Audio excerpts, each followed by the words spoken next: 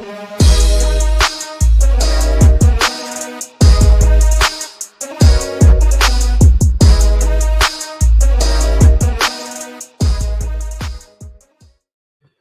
up, everyone? Welcome to Level 7. My name is TJ Zwarych. I am not one of them, and I wish to save the world. We're talking about some Pluribus today, as well as another world that could use some saving, and that is Fallout Season 2. A lot of exciting stuff ahead of us this week. We have already dropped our first part of our interview with James Cameron, director, writer of Avatar, Fire and Ash, and of course, Titanic, the Terminator movies. Legendary filmmaker up over in Toronto on the red carpet. Our guy Ryan Cortero and the wonderful Aisha Shabiz crushed it. And so we got more Avatar interviews still coming soon. And so that's why you want to make sure you hit the like button, help us grow this community, get more opportunities like that, as well as keep the lights on over here, battle that YouTube algorithm. Subscribe on YouTube wherever you get your podcasts and hit that notification bell because we got lots of good stuff coming. We are going to be talking about Percy Jackson, Stranger Things, Wonder Man, Avatar, Fire and Ash, and more. So stay tuned for a great wind down to 2025 here. Joining me today, however, I got my guy Sean Mott of Metalcore Nerds of Agents of Fandom. How you doing, Sean? Doing great, man. Happy to be here with both of you on this joyous Friday before the weird times where the holidays are in the middle of the week and it makes everyone confused. And what do? Do you work? Do you not work? I'll be working. So I know my answer, but I got a lot of work coming up in the next bit, but I'm very thankful because my wonderful wife, Ava, is a teacher. So she's got Christmas break starting after school today. Today's the last day of work for about 2 weeks, and so that's going to be really nice to have her home. We got a lot of family stuff planned. We got a lot of Agents of Fandom stuff planned, so lots of fun times coming over the next couple of weeks. Joining us as well, couldn't have worked more perfectly today from the Direct.com co-host of the Controller Club podcast, talking about a video game show, as well as another show she's locked into with Pluribus. We got Lauren Rouse. How you doing, Lauren? I'm doing so well. Thanks for having me back. This is truly a Lauren episode, combining two of my favorite things, my new favorite Pluribus and one of my old favorites, Fallout. So can't wait to chat to you guys about it. Before we start talking about those two shows, I would love to know what else you're watching, what else you're playing, what else you're reading. Sean, I will throw it to you first, my friend. What have you been watching? I feel like it's been a lot and not a lot. My brain feels like it's not a lot, but then I think about it and it's kind of been a bit. I did watch I started Righteous Gemstones. I don't know why. I just wanted a kind of easy watch, and that show is it. It is unbelievably stupid on purpose. It's if you didn't know, it's Dan McBride, and he runs a mega church. John Goodman's in it. The one actor, I can never remember his name, but he's from Workaholics. And it's just a ridiculous Walton Goggins, of course. And it's hilarious watching Walton Goggins in that show and then seeing him in Fallout. It just shows how incredible that man is at acting. He is just unreal, because it could not be any different other than the fact that they're insanely charismatic in their own ways. And yeah, so it's just been kind of a fun, I don't really need to pay attention to it, even though it does have, like, each season has a different, I guess, antagonist. It's someone trying to go after the family because there's this crazy successful church run family. But it's been fun watching it, and it has some wild cameos. Some of them aren't even cameos; they're kind of just characters, but they get some real names in there that are surprising. And for anyone who hasn't watched it, I don't even want to say any of them, because when they happen, you're like, oh, okay, cool. I did watch the new Knives Out movie, Like Up Dead Man. I thoroughly enjoyed that. Felt different, but the same. I think that my biggest thing with Knives Out movies is that you always know who actually did it. They'll trick you and try to make you think that it's someone else, but it always ends up being the first person you suspect, which is fine, because I think the ride is what's the most entertaining part of those movies, and kind of the how. That's what makes those movies entertaining. And I truly hope Rian Johnson just makes those movies to the end of time, because every time they come out, I'm like, awesome. The best two times I think in like casting news, it's always like White Lotus, when casting starts for that, and when Knives Out casting starts happening. Like those are like the most fun, like where the whole internet's being like, oh, who's going to be in this new cast, or like this is who I want in the next season or the next movie. So that's always fun. I did see Hamnet in theaters, the new Chloe Zhao movie. Everyone from this space will know her from Eternals, for better or for worse, but she is an Oscar-winning director, filmmaker, and it stars Paul Mescal and Jesse Buckley. And it's a movie that at first I thought was going to lose me. I was watching it, I'm like, I don't know about this. And then the third act happens, and whew, does it send it home. And I don't even want to say anything about it, because if you know about it, you definitely know what it's about. But if you don't, I think it'll shock you in a lot of ways. But that's a really, really good movie. I feel like there's other stuff, but those are the big things, other than obviously what we're talking about today. Those are the big ones. And also just waiting for Stranger Things to come back. That also. Very excited for us to be able to dive back into Stranger Things. We are less than a week away from volume 2 of season 5 dropping for us. I don't have a ton of new and exciting stuff in terms of playing.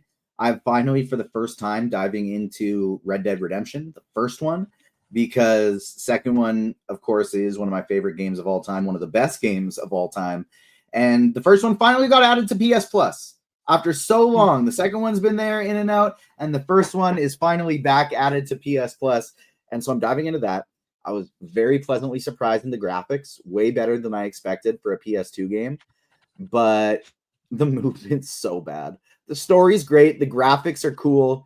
The movement's so bad. You're just like stuck. Your player stuck's moving at like 90-degree turns, and you can't move in and out. You're trying to like go to a location, and you have to like stop and move 3 different directions just to get to something a foot away from you. It's not ideal, but I'm still having some fun with it. In terms of watching, I've been trying to just catch up on Pluribus, trying to catch up on Fallout. I just watched that first episode this morning, and then I have watched in its entirety a new Marvel show that's coming out that I can't talk about yet. So my lips are sealed on that one. But the only other thing I've watched, because it was the 10-year anniversary, and I was listening to our friends over at the Reckless Rebellion podcast, and they did a Force Awakens draft. They did their favorite draft, their favorite moments in The Force Awakens, because the 10-year anniversary of the film releasing in theaters this week. And so I watched The Force Awakens, and God, I love that movie. I love Star Wars. I just love Star Wars so much. I love it all, every single bit of it.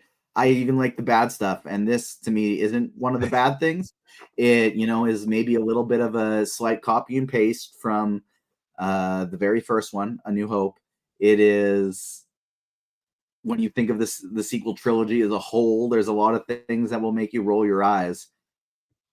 But damn, are all these movies filled with some incredible moments, and I really, really enjoyed rewatching The Force Awakens. Lauren, how about you? What you been watching? What you been playing? Just firstly, Force Awakens is my favorite Star Wars movie, maybe controversially, but so much respect to that. There you film. go. I mean, I'm no one to judge. My number one is Revenge of the Sith. That's my number one Star Wars movie. So, yeah, Star Wars fans go off. What have I been watching? Mainly these 2 shows that we're going to talk about. I have been following Percy Jackson. Great to see that show back. The budget jump between season 1 and 2 is so apparent, but it's so good because that second book does not do anything lightly. Like, they needed a bit more money to put in there, so that's very cool. Also cool to see, like, it was filmed here in Vancouver, to see some landscapes from this place, which is awesome. And then I also this week finished a replay of, I think we've all played it, but Dispatch, which is confirmed my game of the year. I did a replay and made all the opposite decisions and had like a great time with it. I did significantly better at the gaming portions of it this time, knowing how to like level up my characters for dispatching. So that was really fun. And I love it so much, I might go for a third. It's just that good. Couldn't recommend that game more. All 3 of us have had so much fun with it. And they did announce that it is coming to Nintendo Switch 2. So if you are a game player of the Switch, and even though you have a PS5, Damon, refuse to turn it on and play anything other than your Switch 2. Damon. And so even if you have another device or you do not, it is coming to Switch 2 soon. So get yourself on that Dispatch train because it is an absolute ton of fun. I want to talk about Fallout first, and I'm going to lean on the two of you a little bit more than myself on this one, because I feel like for Pluribus, I have a lot of things I want to say, a lot of takes, a lot of theories. And for Fallout, I will preface by saying I like this show, and it's not that I dislike it.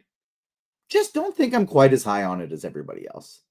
I am fond of it. I like following it, but my theory side of my brain doesn't get as activated when watching this. I feel like I'm invested in a few of the characters, but not that invested in the overall plot because there's just a lot going on. It just feels like the world's almost a little too big, if that makes sense. And so let's start with Fallout. Spoiler-free thoughts first. Lauren, I want to go to you because I'm also very interested in not only what are your thoughts on the series as a whole, the season 2 premiere. What's your history playing these games? Yeah, so funnily enough, even though I'm quite in the video game space, I co-host a video game podcast, like Fallout has never really been my thing. Like I have obviously been very aware of the games. I know what's up with them.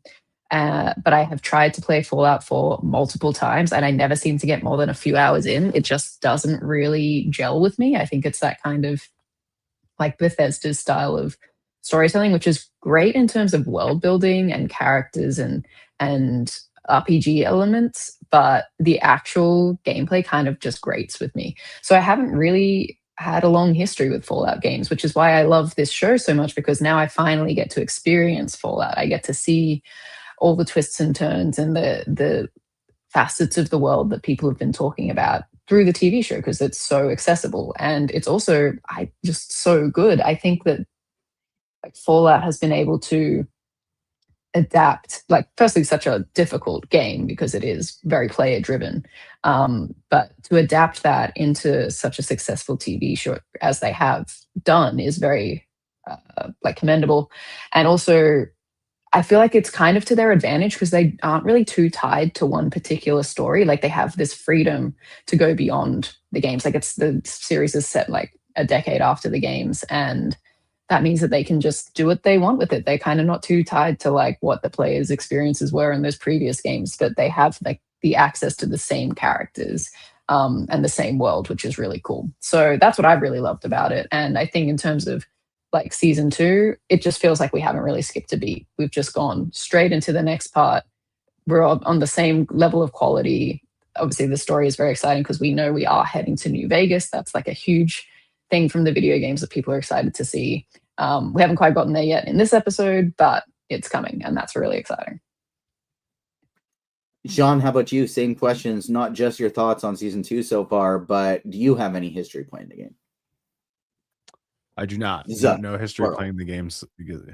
Yeah, I haven't played any of them. I do have some knowledge of them for some friends who are like obsessed with the video games. And when I was writing for Collider, I wrote a few articles on Fallout. So I did some pretty deep dive researching on a lot of the stuff. So I'm like familiar with some of the stuff, but I've never actually played it. But yeah, like what Lauren said, is that it's so cool that all the events of the show are canon to the video game and vice versa, but it gets to play in this whole new sandbox.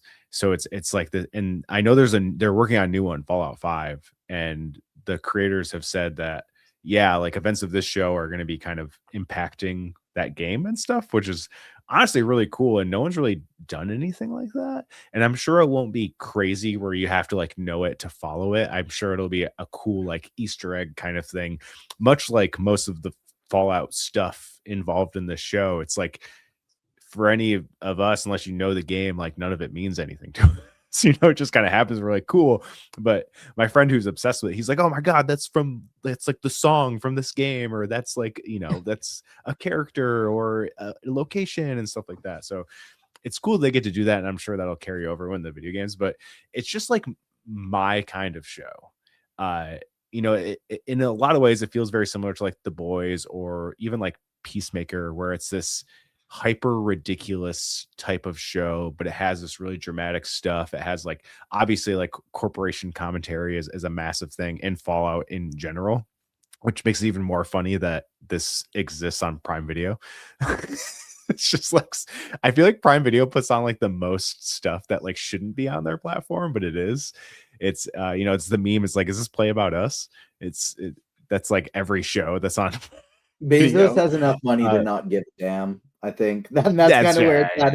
Yeah. He's too busy influencing things over at the Washington Post, which he also owns, to do it on Prime Video. I think. Yeah, probably. I feel like it's very much like they just like let the money collect and don't care like what's happening at all. They're just like, yeah, whatever, don't care. But it's just like, it's so over the top. And even this first episode being like, wow, I forgot how many like people like explode in this show.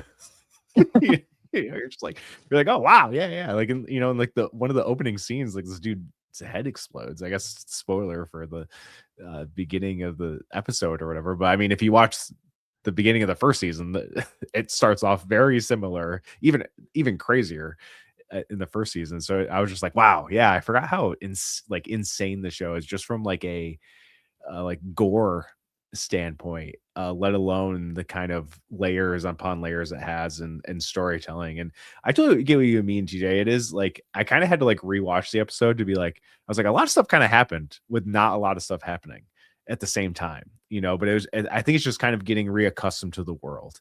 And kudos to them for getting it out pretty fast, because I think it's only been like a year and a half or something, right? Yeah, like season 1 was April last year. Yeah, which is like, that's crazy that they turned around like a big budget show that fast. So good for them for that. We're going to be waiting for Severance season 3 until like 2027. So yay. So we got some stuff like this to hold us over, but I just like love this world. And like, I really have no idea where it's going, other than I have a idea of like the Robert House stuff, I guess. And that's mostly because I've been paying attention to press and stuff like that. So it kind of just, it's not even more of a theory. It's more of just logical thinking than anything. But the way they handle that stuff when we get into it, I like the way they handled it, because I thought it was just going to be a recast, but it doesn't seem to be that way, which is, I was like, oh, interesting. That's cool. I like that. But yeah, I'm having fun. It's a fun time. And I really like the Lucy and the Ghoul pairing, now that it's like fully cemented that they're kind of this, unlikely partnership. And I feel like this season is just going to be the weirdest buddy cop journey maybe ever. We'll see. We'll talk full spoilers now. For season 1, for season 2, episode 1 so far.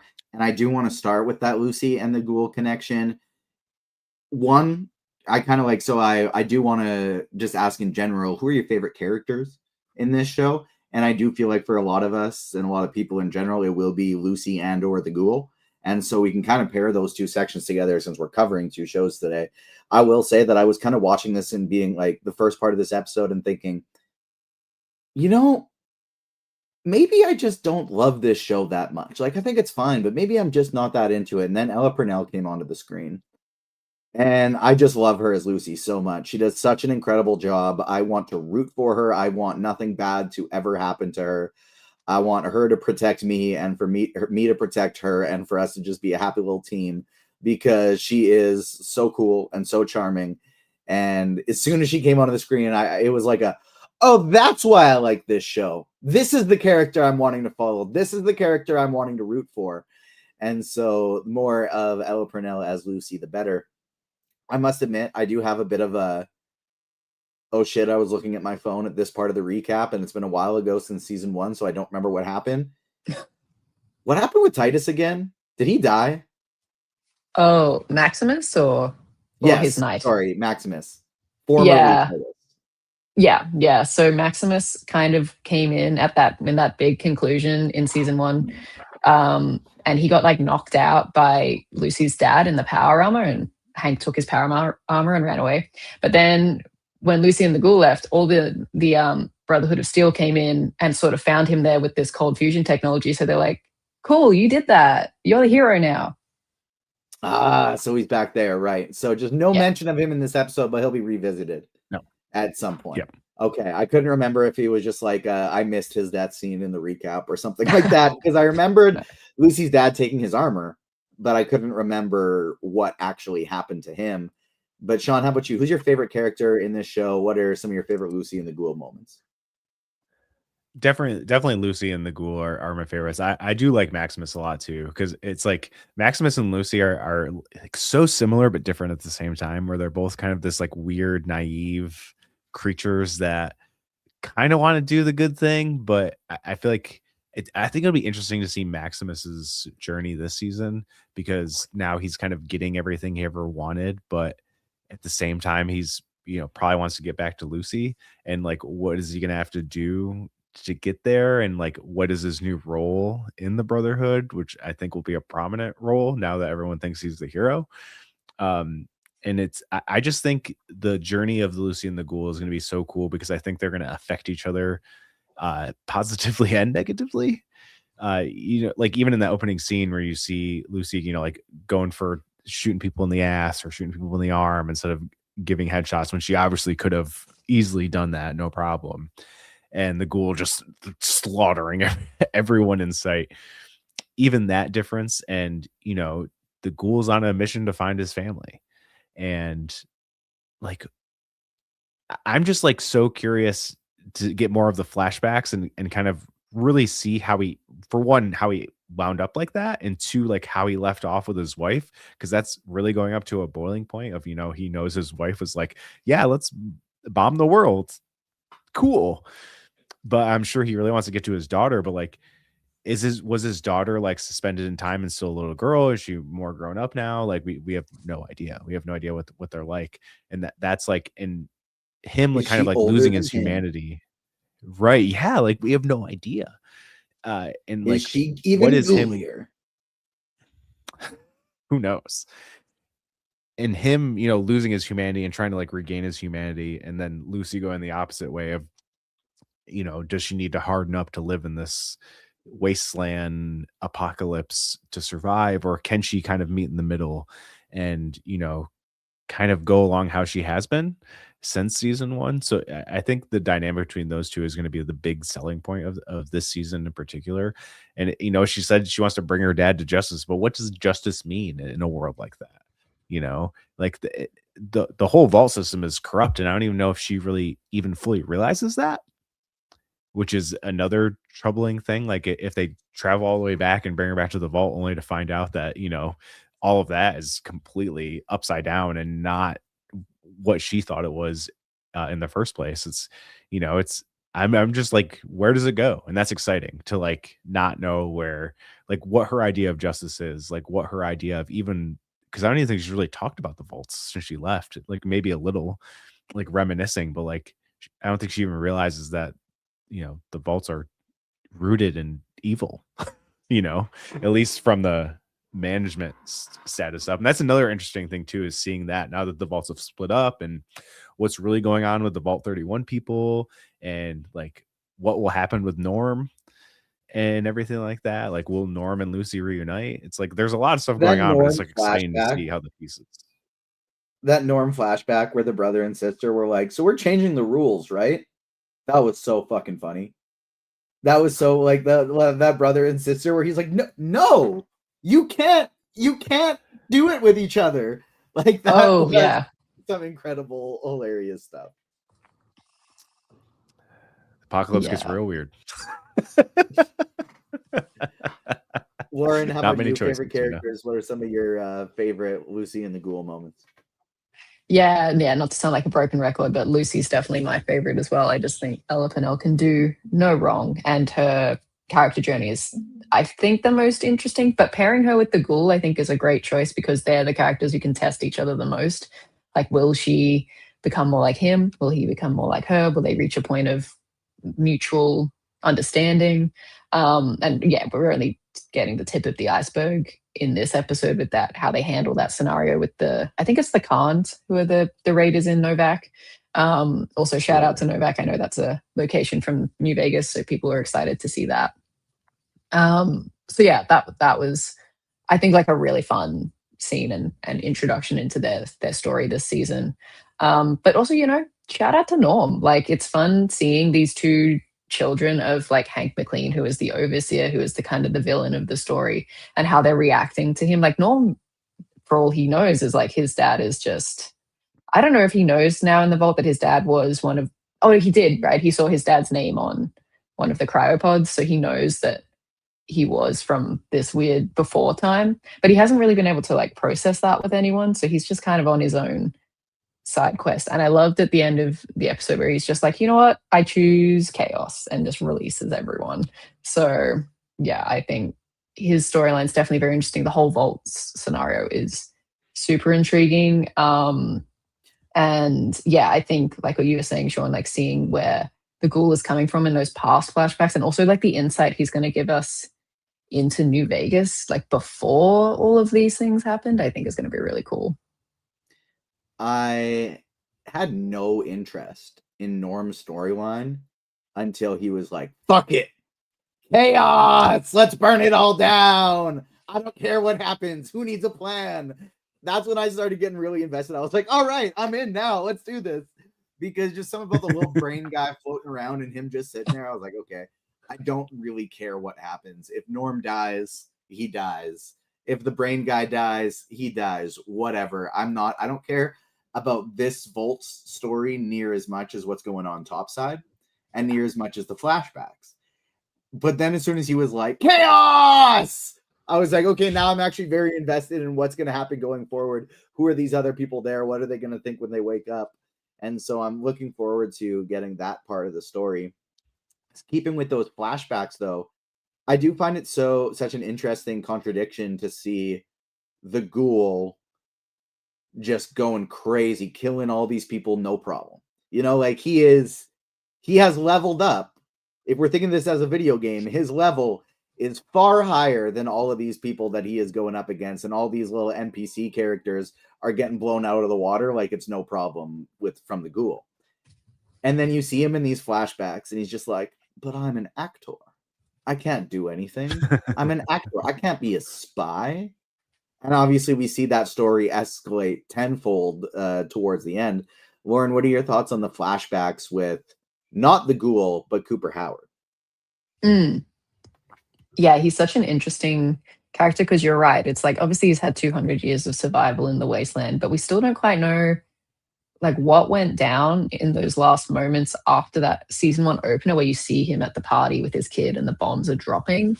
Like, we haven't bridged that gap to figure out where is his family, like why is he separated from them? Why is he so desperate to find them? Like, is it because he does really like miss them and want to be reunited with them? Or is there like a deeper thing that we need to get to the heart of, which I think is going to be revealed in these flashbacks? But yeah, I think this storyline is probably going to be the trickiest one to maintain interest in, because there was a level of, in that first season, the reveal that like Vault-Tec dropped bombs. Like, that was kind of what we were building to through his flashbacks.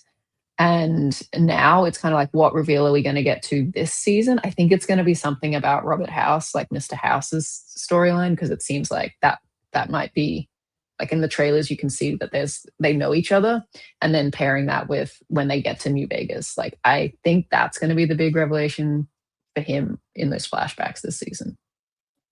Is House the dude that's been going and slapping stuff on people's necks, blowing their heads up? Yeah. Okay, that's what I thought. Yeah, so it's interesting about that, because in that scene they show Robert House on the TV, and it's the same Robert House we see in season 1 in the board meeting with like all of the people with Vault-Tec and all that stuff, when they talk about dropping the bombs and everything like that. But then when Justin Theroux was cast, they're like, he is cast as Robert House. So everyone's like, oh, they just recast the character. And then you see in this first episode, they didn't recast the character. So I think the dude on the TV is like a figurehead, and Justin Theroux is the real Robert House. But there's like multiple Robert Houses, if that makes sense. Yeah, I'm with you on that. I think he was like a really paranoid person and installed different people to act for him. Where he's, so that kind of plays into what he was like in the games, as far as I can tell. It's like he kept himself alive via like a computer system where no one could touch him, kind of thing. Do we think he's the yeah, brain? right.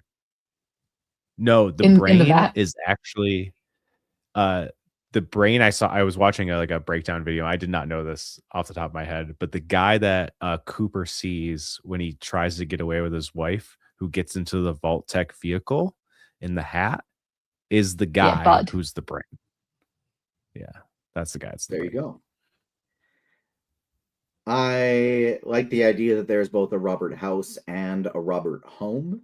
But Sean, give me your any other thoughts on the flashback sequence, and then feel free to lead us into any final thoughts that you have on the season premiere of Fallout Season 2. Yeah, I'm just glad we're getting more of them because I feel like they've already ramped up the flashbacks. I mean, obviously the flashbacks were a big part of season 1, but I felt like they were like a really integral part of this episode. And him mentioning Robert House to Lucy, like teeing up that eventually they're going to meet up in the past and the present, which is exciting because I think Justin Theroux is an unreal, mostly underutilized actor. And I'm glad he's kind of getting this like big villain role in such like a massive show because he is incredible. And he's really good at playing a devious type, but he's also really good at playing like a sympathetic protagonist too. So I'm excited to see him and Walton Goggins just go toe to toe because that stuff's going to be A+, I think. But like both you guys said, it is so awesome seeing like the juxtaposition of Cooper and the Ghoul. It's like so polar opposite and different. And one is kind of, and he says this in season 1. He's like, "You are me" to Lucy, because like Cooper was just like Lucy, this like naive, hopeful human being, thinking that the world can be saved. And now Lucy's kind of that too, but kind of getting a very harsh dose of reality, and has been ever since she left that vault. So I'm just excited to see where this goes, and I'm so happy they're doing it weekly because they dropped it all at once last time, and I thought that was a massive mistake. But the show still did very well. Obviously, it got renewed for I think season 2 and season 3 from the popularity of it. So I'm just glad it's weekly because I think a show like this should be weekly and should be talked about. Admittedly, I was like, damn, I wish I had more to watch, but that's the good testament of a show being like, I'm excited to watch the next episode. So yeah, I'm just excited to see where the season goes. I think it's gonna be a good one. I don't know. Lauren, how about you? Any other final thoughts or theories that we haven't touched on yet from the first episode of Fallout? Yeah, I think like one thing we haven't really mentioned is there's the reveal at the end of where Hank ends up. He goes to that building, that Vault-Tec building, I suppose, and there's that great scene of him just like getting, like he loves getting back in the suit, and it seems like his mission is tying back to whatever was happening with House at the beginning of the episode with the guy's head exploding. Like he's now experimenting with that technology. So I'm just sort of interested to see how that connects. Like, is Hank secretly working for Robert House, or how are they connected? What is this thing that they're working on? Like some kind of mind control technology? That seems to be the big MacGuffin of this season of like, that's the weird, like, last season was cold fusion, and now we've got this other technology coming into the story. So I find that super interesting. It's a little too early to figure out where it's going to go, but I think there's going to be a lot more exploding heads this season. Yeah. Speaking of shows on Prime, like The Boys, a lot of exploding heads in this one as well. Before we make the pivot to Pluribus, I switched the order in the rundown a little bit, but I thought we could have a little halftime show and discuss a little bit of Avengers Doomsday, because this was something I did not want to cover when it was exclusively leaks, right? There's leaked footage people saw online, and there still is lots of that with an apparent Spider-Man trailer. We're not going to be talking about any of that yet. We'll talk about it when it officially drops. And although we do not have anything online yet, Avatar Fire and Ash is now in theaters, and unless I'm wrong, I do believe there is an Avengers Doomsday little teaser playing at certain theaters in front of it there, and it was fully announced by the trades as well, so there's really no avoiding it at this point. I logged into Twitter when this news first came after the leak, and it was just like the first trending topic on Twitter. And so it was like, it wasn't something that could be avoided. It wasn't something that could be muted. It was just like, this is happening. This is fact. And that is Chris Evans is back as Steve Rogers in Avengers Doomsday. We did just recently see him. And I'm admittedly not disappointed he's in this movie, but disappointed that this is how we found out, because the entire lead up to Deadpool and Wolverine, and everyone who's listened to the podcast, you can check the receipts, go back and listen to all of our pre-Deadpool and Wolverine stuff. I would yell out the theory as often as I can. Chris Evans is going to be in this movie. Deadpool loves Captain America. He idolizes Captain America because he's someone that he can never be. And so we are going to see Deadpool being excited about Captain America, and it's actually going to be the Human Torch. And then lo and behold, it was like the exact scene we got in this movie. And I was just like, heck yeah, theory confirmed, check. And I was really, really confident going into Doomsday that we are going to get a Chris Evans return as Steve Rogers. Why? Because Doom is going to be going to these timelines that have people that should not be there. That's why we're going to get the X-Men as well, because he's going to be going to find and kill Monica Rambeau or stop an incursion, whatever, what have you. I think he's going to be on the good side of the multiverse. He's going to be trying to stop incursions, but I think it's going to put him at odds with the Avengers, because eventually, after this X-Men situation, we will get them realizing when Monica returns home and it was like, I avoided this close call. It was all because of the X-Men. But she's telling the Avengers, and she goes, there's Dr. Doom coming, and it's because I was not in the right timeline. And he's saying something about these incursions. And then Sam was going to go, Steve. Because he realized Steve's in another timeline. And that's how we were going to get Chris Evans back as Steve Rogers in this movie. Saving Steve's life was going to put the Avengers at odds with saving the multiverse and have them on the wrong side of things.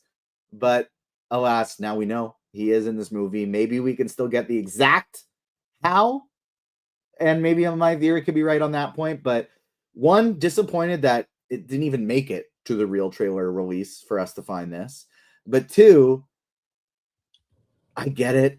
Marketing, selling tickets. This has generated more buzz talking about Avengers Doomsday than I can remember a project having in a long time. Not just a Marvel project, not just like, this feels like some shades of peak Marvel, with everybody being like, what the fuck is happening? I need to see this leaked footage. Let me see this terribly grainy out the corner of somebody's phone. Half the lens is covered with their sweater that's hiding their phone, whatever it is. Like, and people are dying for it.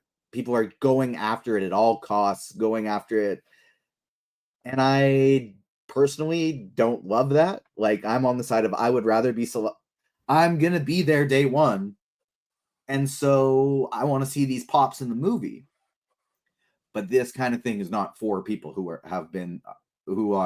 going to be there on day one. This is for people who have seen one or two Marvel movies since Endgame, maybe none.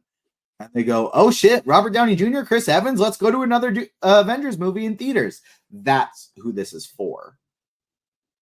The biggest reveal from that little tease that we got, and they confirm this in the articles, and skip ahead if you don't want to see, if you want to avoid this, we won't talk about it for very long. But also, little baby Rogers, little baby Peggy Carter and Steve Rogers. And so, Sean, what is your thoughts on, one, the marketing strategy of having this info already out there? Not saying that they were behind the leaks, that they self-leaked to get it out there, but even just like having a brief Steve Rogers shot in a brief little teaser being the first thing that they released for this movie officially. What are your thoughts on the strategy, A? And then B, Chris Evans is back in Avengers Doomsday. I think it's so smart from a marketing strategy. And this is not new news. If we go back to when Doomsday first happened and Robert Downey Jr. got announced at San Diego Comic-Con, one of the first casting things that were ever reported, I believe by the Hollywood Reporter, were that Chris Evans and Haley Atwell were returning. It was the rap. It was the that. So, first. Yeah. And then he went on to deny it countless times, being like, I wish Liam Crowley posted his interview after The Materialist, being like, he's like, yeah, I wish I'd be there. I wish I'd be with everyone. They're all my friends, blah, blah, blah. And I saw him just repost and put liar, which is really funny. But I think this is smart because that was actually how I found out first. I was initially like, damn, Liam, you spoiled it for me. And then I saw it everywhere. And so I was like, okay, Liam, it's not your fault. I love you. Thanks for coming to hang out with us, talk Percy Jackson in the new year. Yeah, it was everywhere. It was, but the crazy part is that people were questioning like if it was real or not. And me to a point was too, when like Collider started posting about it and stuff, I'm like, oh, okay, that's probably real. And then I had a friend who hit me up who saw like I think he works in a movie theater, and he's like, I'll be able to tell you if it's true in like in this was like Wednesday or something. And he's like, yeah, it's what everyone said it was. And I was like, oh, okay, cool. Then it was real. But it is smart because it's like you said, clarify on the report, 3 years ago, Justin Kroll from the Direct reported that Chris Evans would be returning as Steve Rogers in the MCU eventually.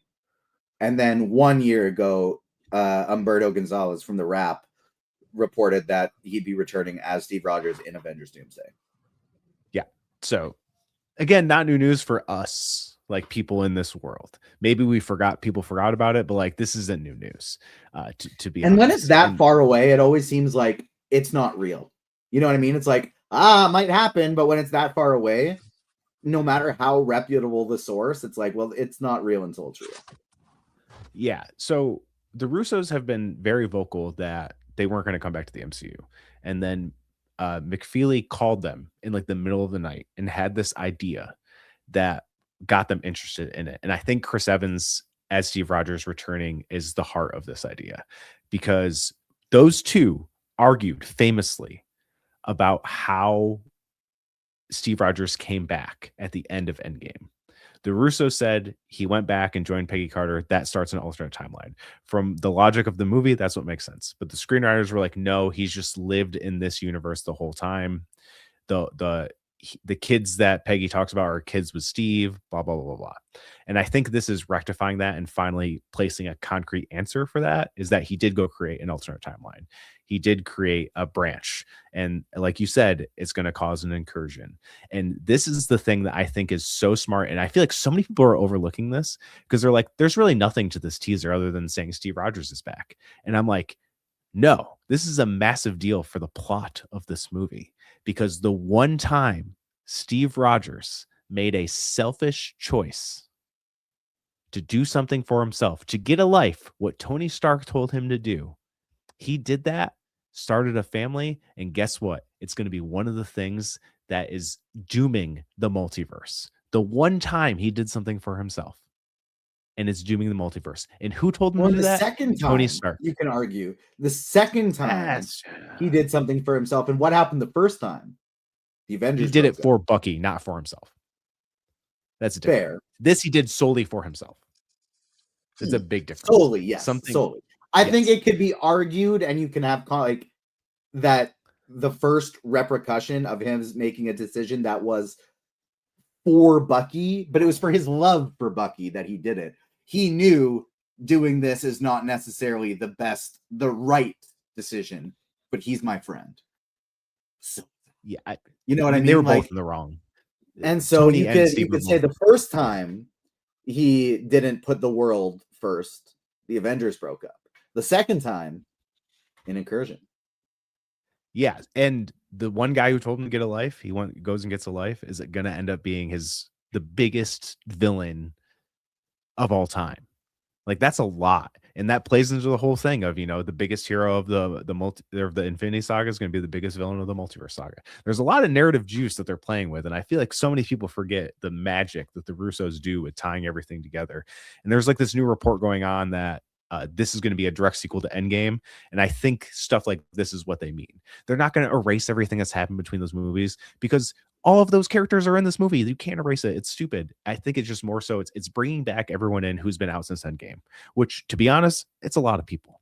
You know, the general audience hasn't been as jazzed or into the MCU unless it was a Deadpool and Wolverine, a Spider-Man No Way Home, things like that. Like even Doctor Strange Multiverse of Madness, that made a lot of money too. Or like Black Panther, Wakanda Forever. But those were kind of all, or Guardians Volume 3, but those were all kind of predicated in the old stuff. And that's why I think people returned for it, because they saw something familiar and they're like, yeah, let me go check that out. And I think this is going to be, I think what they're doing is smart, because what the whole buzz is that the first few teasers are going to be character focused. One will be Steve, the next one's supposedly Thor, and then the next one's Doom, and then there's an actual like full-fledged teaser trailer that's kind of more of a movie-centric thing. And I think that's smart. And it's like such a different marketing strategy. Like, who's done stuff like that? You know, especially for a big comic book movie. And I just hope they release it online, because or else we're just going to get more cell phone videos of the trailer everywhere instead of people actually just being able to watch a high-res version.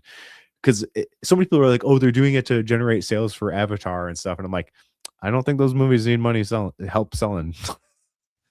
Well, yeah, they don't, but it's both, right? It's both.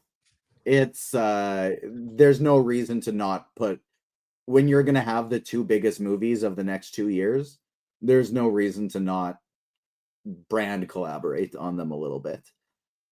For sure. But the sole factor that like, oh, this having these 4 different teasers a week from each other is going to be what's driving ticket sales. I don't. It's the other way around. It's not getting people in the theater to see Avatar with the teaser. It's getting people to see the teaser because who otherwise may not have. The people who aren't feeding for this stuff on social media, the people who are just like, ooh, new Avatar movie, I'll go. And then we'll see these teasers and be like, ooh, new Avengers movie, I'll go. That's who it's for. Lauren, what are your 100%. Thoughts on, one, I'm adding a third question for you. 1, the marketing strategy. 2, Chris Evans' return. And 3, I don't know if pissed is the right word. I won't be pissed. I will be disappointed if Chris Evans is the lead in this movie. If it is like Robert Downey Jr. 1, Chris Evans 2 on the call sheets and in terms of screen times, I'll be pretty disappointed that Sam Wilson and the entire roster of characters we've grown with over the last 10 plus years, or 5 plus years, weren't more involved. What are your thoughts? Yeah, so on the marketing strategy, I don't really love this, only because it does feel really corporate cash grabby to be like, you're going to have to see Avatar 4 times to see every single teaser. Obviously, that's not the case now because they're leaking super early. But that's not the ideal way to watch these teasers. Like, I'm seeing Avatar later today. I'm hoping to see the trailer, but that's the one time I want to see it. I don't want to have to go back and watch it in theater again to see the next one. I know that I can probably just go online and find it. But just how things are. It's like, you know, the Odyssey was the same. We're like trying to bring people into theaters to see the trailer exclusively. I'm kind of okay with that. But for them to be like, you're going to have to go 4 times to see all the different ones, that kind of annoys me.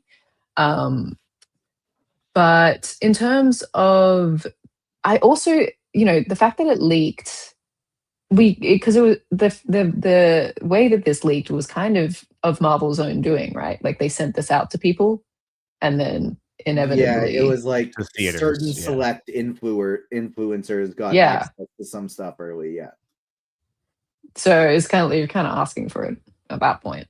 So yeah, I'm not sure. It's definitely, you know what, everyone's talking about it. You know, that's that saying, like, all press is good press. But yeah, I just find it a little bit of a frustrating strategy, I think, because not everyone is going to go to see Avatar 4 times to see these trailers. And the only people who would are going to be MCU diehards who are going to watch it online anyway because they want to join in the conversation. So anyway, it is what it is. I think the reveal of Chris Evans being back, like I had read the rap report, I was kind of expecting that he was coming back and that he was going to be integral to the plot. I do like his involvement in the way that they're setting up. Like if you said, Sean, he is the reason for this Doomsday event occurring, for like and it tying into Endgame. Like I like that kind of synergy. The only thing is that it doesn't really feel like there's been enough build up through the multiverse saga to reward us for this. So, you know, something like, I guess, Doctor Strange and the Multiverse of Madness and Loki were kind of the two key pillars into leading up to what Avengers Doomsday is going to be in terms of the multiverse and that kind of stuff. But it just sort of feels like them bringing back Robert Downey Jr. and Chris Evans at this point does seem a little desperate, because it's like, will people come back for this new bunch of heroes when a lot of people dropped off after Endgame? It does kind of feel like they're going back to their old favorites, which kind of makes their sacrifices in the first movie kind of cheapened. At least with like Robert Downey Jr., like he's playing a completely different character. We get to see him as a villain. That's pretty exciting. But what is Chris Evans going to be? I have a feeling, like you, TJ, I just don't think I don't want him to be the lead. I don't think he will be.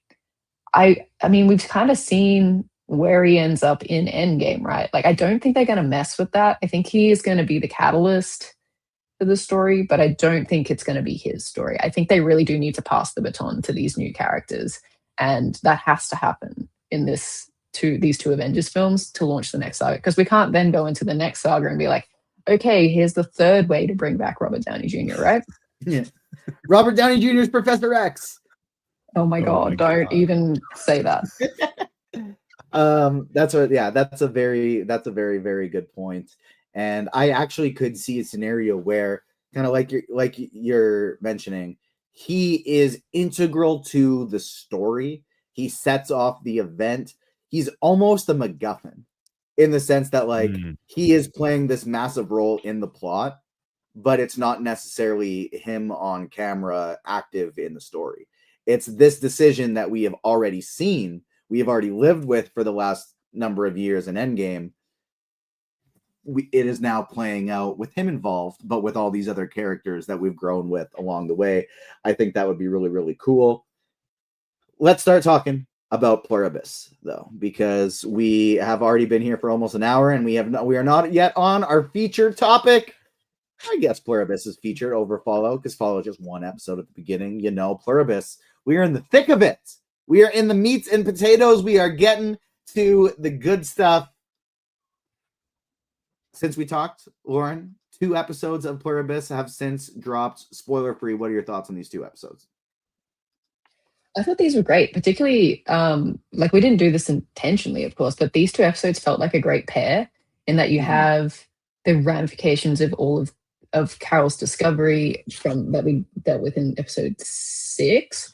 And so now it's like, okay, she is seeing what life is like without everyone around, when she can just do whatever she wants, and kind of comes to the conclusion that that's not what she wants. And so then we get this kind of other half, which is like, okay, let's see what happens when they all come back. And I just thought it was like a really interesting 2 sort of episodes for Carol in particular, like seeing how she sort of reacts to getting not what she wants, but like what she's left with, like dealing with the repercussions of her actions, and then kind of trying a new tactic to get what she wants. So that was interesting, and also a little bit more out of Manousos' story, which was great. Like we finally got some trajectory with him. He went a long way, and I think that next episode we're finally going to see them meet. I am getting a call from my vet, so I will be right back. But Sean, spoiler-free thoughts on episode 7 and 8. Oh, I love these episodes so much. Lauren, you just put it beautifully. They were such a great pair together. To see Carol kind of, a lot of people hated on the gap, which I guess I get, but it's such an important character story that people's biggest criticisms of it were like, oh, we didn't learn more about the hive mind. And I was like, the hive mind is only a part of the story. Like the story is really about Carol. Carol's the main character. And to see her go through this journey of kind of taking advantage of her freedom, I guess would say, quote unquote, freedom from everything and everyone. And it's such a great pair of, you kind of see the fork in the road between her and Manousos. How do you pronounce it? I always get it wrong. Manousos. Yes, Manousos. Like he is so determined and so against like wanting to have anything to do with them. And the fact you see him leaving money, what do I owe you for this? And then Carol's the opposite way. She's, like doing whatever. She's finally kind of not fully taking advantage, but taking advantage of this kind of new opportunity with the others and kind of seeing where it'll take her. And it was very interesting to see that fork and just the scene with the fireworks. That's all I gotta say. That scene is what a wild scene, to be honest. And it's just like it was a great study of kind of isolation and the need for human connection, even if it's not fully human connection, and it's such a I really do think this season for Carol is about grief, and she's kind of facing like all of the stages of grief, and that's what we've seen through this whole season. And it's just been like a wild road to see her, from like episode 2, I guess, or the ending of episode 1 to where she is now. And I will be honest, I have seen the finale. I got the last 2 early, so I watched like 8 and 9 together like a week ago, and I rewatched 7 and 8 today, just so I made sure I didn't say anything that was from the finale, because I watched them together. So I won't say anything with that, but I love what they did with Carol's journey. And I think that's like, this show is about Carol, and she is the main focus. And I like that you got to dive deep into her kind of accepting this isolation only to be like, I can't do this. I need something other than what's happening now. And I can only imagine it was like 36 days or something she was alone. Can you imagine that? Completely by herself? That's crazy. I think I would go insane. That's a lot. So I think the show is genius, and it's just kind of showing what Vince Gilligan always does. He always puts character first, and he just like weaves in these interesting characters with some of the most like wild, thought-provoking narratives that on the surface I don't think should work, but somehow he makes them work, and he's done it 3 times now.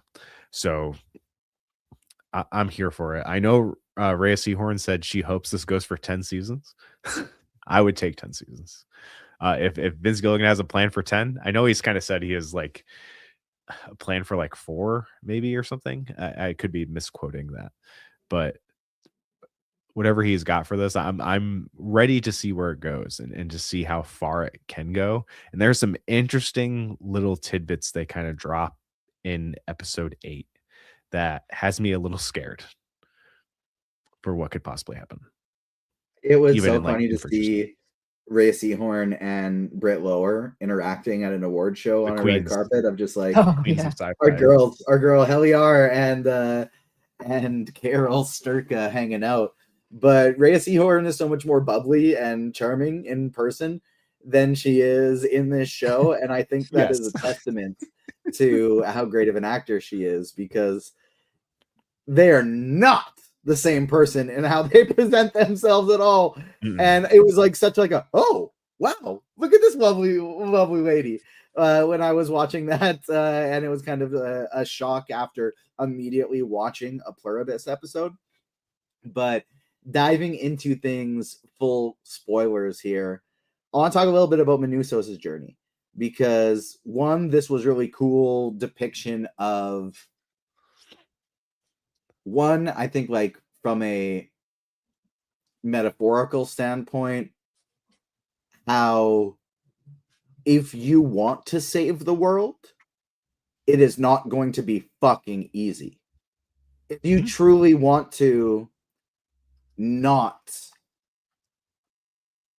partake in any of these, like, it's a little bit like that meme of, oh, so you critique society, but you partake in it. That's a little bit where Carol is at right now. The normal human being of, I want this to change, but I don't have the power to. I don't like this late stage capitalism, but I don't have the ability and the power to be like, no more capitalism for me. I'm done. No, you still got to go to work and you still got to make money. Even if you don't like it, you still have to partake in these aspects of society. And so I feel like that's a little bit where Carol is of like, I don't like it, but I want my grocery store. How am I going to get groceries? Whereas Manousos is going, fuck that. I will not partake in any of this. And so much of it is like, dude, just let them give you some water. Okay, you're gonna die. You can't save the world if you're dead. He's kind of on the other, like the polar opposite end of the spectrum, where maybe it's a little bit too much Manousos. But I still do think it's a great metaphor for like a lot of people want to do the right thing until doing the right thing gets hard. And then as soon as doing the right thing gets hard, they have no interest anymore. And Manousos is going whatever he needs to do at all costs to do what he believes is the right thing. And I thought they did a good job of portraying like this journey is literally impossible. If you look into it, like dozens of people die every year trying to make it through that area because you can't drive from Paraguay to the United States. It's impossible. You can't do it. There's no roads. You have to go through literal jungle at a point. And so I do find it very interesting that they did a pretty good job of depicting that. I also thought it was hilarious that the end of episode 7 was spoiled and got leaked on Google Maps. The come home, the come home paint when they were shooting this scene got captured by Google Maps. And that's how people figured out what Carol was going to be writing at the end. I thought that was awesome. Lauren, what do you think of Manousos' journey? Yeah, I think you're totally right, like picking up on that thematic parallel with this character. I just think he's so interesting. It's like they put these two characters on a collision course, and it's going to be so cool to see how they interact. But there was also like, you know, he does a lot of driving. There's like kind of a road trip kind of montage that happens, which was just so aesthetically pleasing to me. I don't know what, like the show looks brilliant in every episode, but something about this scratched like a part of my brain where I'm like, this is so lovely. I love this, even though I know it's the apocalypse and he's probably going to be in for a world of hurt, which he was. But yeah, I just think he's such a interesting character. I loved it when he was like, they're like, hey, you know, they're just trying to be nice. They're like, here, please don't go through there. Have some water. We'll airlift your car for you. And he's like, screw you all, burns his car. I'm like, oh, you're right. He's like, he is willing to do whatever it takes to put an end to this hive mind. And that's just so fascinating to me. And yeah, I loved that little mannerism he has of putting the dollar bills on the window. I'm like, nobody needs that anymore, but it's so sweet. And him to just, the minute that he saw that he was in surgery, just leave without even being healed, pouring the alcohol on his back, like that guy is determined. So yeah, I also like that. Did you notice they kind of set up him learning English on his drive? So I thought that was like a clever thing to like have him ready for when he eventually gets into all the like without having a translator, because he wouldn't let them have a translator. He doesn't want any help from them. So they're sort of like laying the groundwork for this meeting, and it's going to be great. That was very well said, and I think there's certain parts of this show, like when he's learning English, and I thought that was a really good storytelling device that they included it along that time. But I've seen just like a lot of online complaints that I understand, but I think are a little misplaced because people are categorizing them as flaws in the show because they don't enjoy it. Whereas I think it is a creator's choice to try and make you uncomfortable in certain moments. But there's just certain things like on episode 7 with just the length in which we are watching him just learning English with nothing happen. And then Carol calling the voicemail. And at no point just being like, hey, can you change your voicemail or just give me a press 1 skip button so I can get right to the end of this voicemail? But instead we have to listen to it each and every single time she wants to make a call, and we're just sitting with it. I agree in the sense that it's like it leads for some uncomfortable watching in some of these episodes, which is why I'm very happy that we covered 7 and 8, like you said earlier, Lauren, at the same time, because I think a ton happens in 8 and not near as much happens in 7, because 7 is one of those episodes of like, you're going to feel what Manousos and Caul are going through. That's the purpose of this episode, is character exploration. They are not comfortable, and you're going to feel their uncomfortableness and what they are going through. That's kind of how I read those two spots. But Sean, what were your thoughts on Manousos' journey? I just love how down for the cause he is. Like he is the true savior. You know, like he is just like, I'm going to make it no matter what. He's down for the cause. Manousos, let them heal your wounds and then take them out. The hospital scene was so nuts. And being like, tell me how much it was. And like Lauren said, it doesn't matter. What are you going to do? Pay this people that this weird alien race took over your, like, even if he does save the world and it comes back, you think they're going to make you pay your hospital bill? Well, actually, if it just goes back to the way it was, then maybe yes, I guess. But come on, wherever man. they are, no. In the United States, you're not getting out of that fucking hospital bill. It's true. Yeah. You will pay that until the day you die. That's for sure. But yeah, it was just great to see him and someone pointed this out. Sorry to keep cutting you off. I'm picturing the MCU. What do you mean you're charging me for 5 years in a hospital bed? I blipped. I wasn't here. Yeah, but you technically didn't leave the hospital. You didn't sign out. And so you are liable for all of this. And I'm just picturing that being, it sucks. It's not really a joke. It's terrible. It's terrifying. It's pretty real. I'm sorry for you guys, but sometimes you got to make light of things with a little humor. Yeah. And I don't know. It's hard to say without like saying what happens in the finale, but it is I thought it was a really good fake out at the end of episode 7 to have the car pull up and you not see what Caul has written. And, you know, people would probably think that like, oh, that is Manousos arriving to meet up with Caul. But no, it's just Osha, which was also like a pretty beautiful, powerful moment to see her like, you know, cling to her like that. Just showing how insanely lonely she was.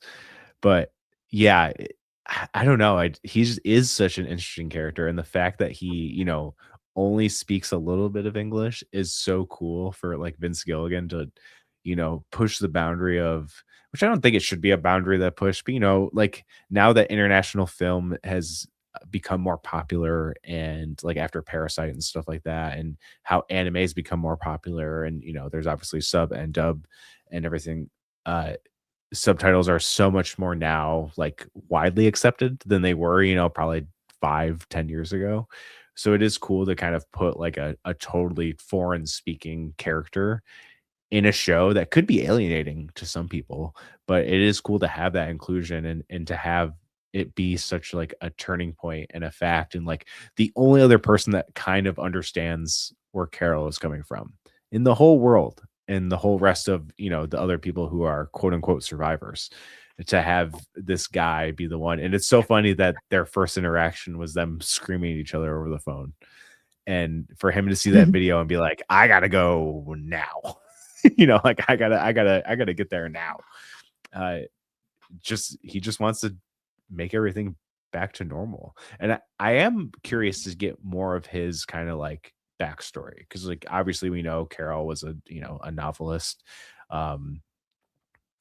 We don't really know anything about Manousos at all when it comes to that, like what his job was. We can see he's very familiar with like radio frequencies and stuff like that, and he seems obviously very resourceful, but we don't really know anything about him, and then he hates his mom.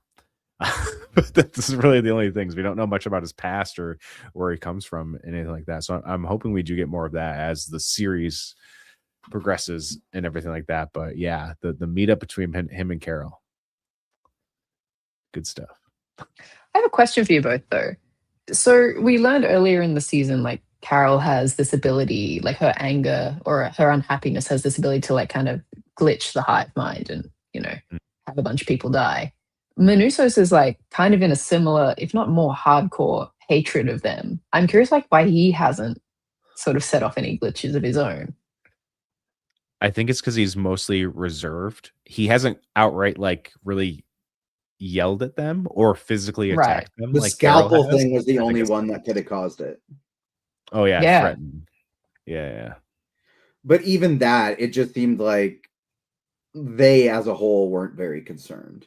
You know? No, they knew he was doing it because they felt like he needed to do it in order to get out, even though he could have just been like, "Let me out."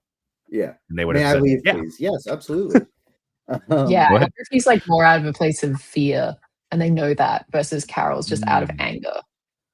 Yeah. Anyway, interesting I to do see want to that. talk a little bit about Carol because we see throughout episode 7 her almost trying to take a page out of like a mini page out of Diabate's book of let me live in some indulgence and maybe that will make me a little bit happier. Let me go get the real version of my favorite painting. Let me get an ice cold Gatorade. No, this isn't cold enough. I want an ice cold Gatorade. And just treating them like she doesn't care. And then we obviously see the iconic come home with Zosha returning at the end of this episode. But the part of this whole, and Sean, feel free to add in whatever you like. I'm going to go and chime in whenever you like. I'm going to go to Lauren for this first, just because I don't know how much you can actually answer with seeing the final episode. But the theme here I find most interesting in the 8th episode is the constant back and forth between what looks and feels like genuine emotional connection for Carol and the joining, specifically through Zosha. But we still see her going back to her board. We still see her going back into her board and using each interaction she has with the others and marking down the notes and marking down what she has learned. So in one sense, where she learned from Diabate the indulgence, the other thing she learned from Diabate is it is way easier to get information from these people by being nice to them. If you are nice to them and kind and open, they'll just tell you whatever you want, as she learned through Diabate. Lauren, how much of this through episode 8 is Carol acting, faking, trying to take them down, and just using whatever means necessary, in this case, making them think she loves them, versus actually needing genuine connection and actually missing humanity and just wanting somebody to be with so she's not so fucking alone? Yeah, How much is it in the middle? that's I think the brilliance of this episode is that you're constantly asking that question. Like, is she drinking the Kool-Aid and has to keep reminding herself of what she knows? Or is it all an act from the get-go? Did she decide that I need a way to make them come back, therefore I will start performing that I really missed them and appreciate them? Because it goes back and forth. Like, there's moments when she's like, seems like her old self, when she's like, what, you can't use a pronoun? Like, you can't be an individual, and she's trying to force them into that state of mind. And there's other moments when like she does seem genuinely lonely and really wants attention from someone, even if it is them. So I think that's like such an interesting dynamic to play with. And I think we'll probably know more once she does meet Manousos, like whether it was always an act to try and get more information out of them, or if it was genuine and now she has to choose between Zosha, this person she's become attached to, or treating them all the same and all as the enemy and partnering with Manousos and trying to undo everything that's happened. So yeah, I wish I knew, but I think it's also great that I don't know, because that's what's keeping me interested. That's the part that has me most intrigued as well. Sean, what are your thoughts on it?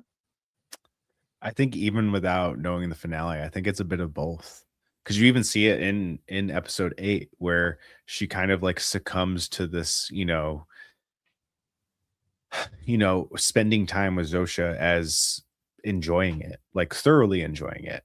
And she even says, she's like, I like you, them, like, and then she's like, but you're distracting me. She like almost like she falls into it and then realizes the reality of the situation at the same time. She like human nature of like living in the moment and getting swept up by what's happening in the now, and then coming up for air and then realizing the reality of the situation. Like even when she goes to the board here being like, they eat people, you know, like she's like constantly reminding herself to not get swept up into it because she is enjoying it. And she is kind of loving this like companionship and like this, I would say, relationship now with Zosha, you know, at some level, it is a sort of relationship. Like even before like they hook up, like the going to see where they all sleep and you know, like comfortably falling asleep with her in this group gym, you know, like a stadium with other human beings or you know, or the others, you know, like she's like falling into line of them. So it's like she's trying to keep them like at close. literally and figuratively falling in line with them. Yes. And it is smart because they kind of try to trick you into be like, oh, she's just doing this for research. But you see her like they're doing things she enjoys. They're hiking, they're, you know, playing croquet, you know, like they're doing all this stuff that like seems like genuinely fun to her. So it's like I think she's like having her cake and eating it too in a way, but she's also like wary of if I get too deep into this, I'm losing sight of what's really important here, and that's to save the world. So I think it's both. I don't think there's a one or the other answer. And that's even without the finale. That's just saying episodes 1 through 8. I think she's struggling with it to see which, because I don't think she's acting. I think she's like being genuinely herself. And that is helping her get information. But at the same time, she's also being like, I really like this, you know. The other side of the coin that I find very interesting as well is the extent of individuality the others can have, and if there is any point of like, I almost wonder if like when she made everybody start crying, if maybe they were crying because like they almost lost Zosha, because like not as like a death, but from their hive mind of like she almost was pulled out of it kind of concept. There's parts of me that feel like with it not being permanent and there being a way to reverse it, that it's more with the individual than it is with the group of, and we've seen just these tastes of it, right? With very early on in the season, Zosha did not want to go with the Abate. She did not want to join in on the orgy. She wanted to stay with Carol. And we see it in this episode with her talking about the massage. Of like, you're not feeling everything at the same time, but you're aware of everything that's happening. And so Zosha can still feel the physical, she admits she can still feel the physical massage that's happening. It feels good on her muscles. So there's some individuality there. And by the end of this episode, the I pronoun, it was getting a little bit easier. And I don't think that was getting a little bit easier because they were, as a group, getting better at it. I think it was because the meat puppet, that is Zosha, was starting to recall her own memories, was starting to tap into her own personal ones as opposed to the group's recollection of it. Yeah. And you even notice like she starts to have a personality that doesn't seem like it's part of the hive. Like she's making jokes. She's talking shit. Kind of, yeah. Yeah. And like she's coming down and telling Carol what she thinks about the book. And some of that is recollection of the hive of people who've read the book, but some of it seems genuine. So I think you're onto something there. This could be the way to break the curse, so to speak. I also find it so interesting that one, it could be the same question that we had about Carol as, are they just getting better at fooling her? They are not lying and they are just buying into what Carol wants so they can distract her so they can get what needs to be done. I think that is in play as well. But also, I do find it very interesting how the hive mind, the others, seem to crave new information. Like, yeah. It makes perfect logical sense to me that the idea of Carol writing a new Waikaro book would be thrilling.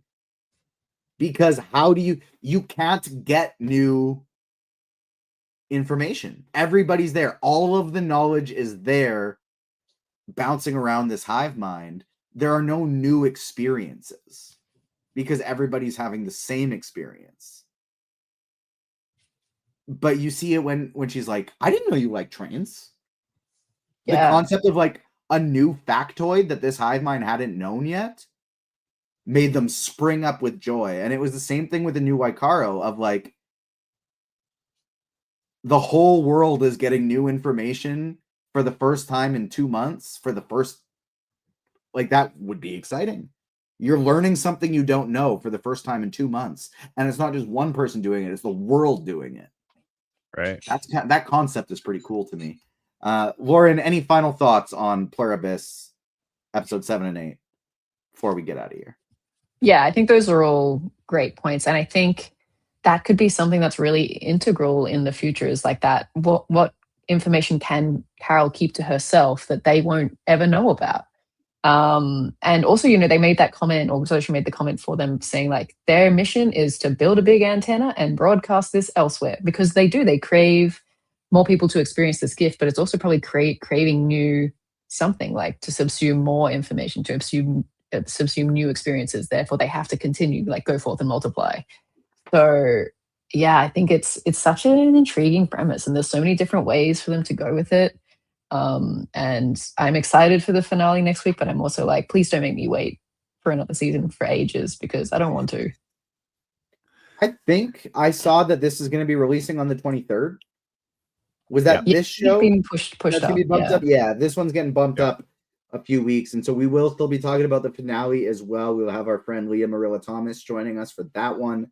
Stay tuned as I believe I actually did have a specific day for it scheduled, if I can pull that up quick. But Sean, final thoughts on Pluribus episode 7 and 8. Yeah. Again, like the antenna thing is so interesting, because like I wonder if we will travel like outside the realms of Earth in future seasons. Like, is that a possibility? Like, is there like a physical manifestation? Like they talk about like their home planet world thing. Like, is there a physical manifestation of like whatever the hive mind is? Like we don't really know. We know they kind of transmitted through this, like formula and everything like that. But like, that's an interesting question that could be explored. Like, will we see like aliens? Like, will we literally see aliens in this show and seeing like a whole nother planet get affected by this?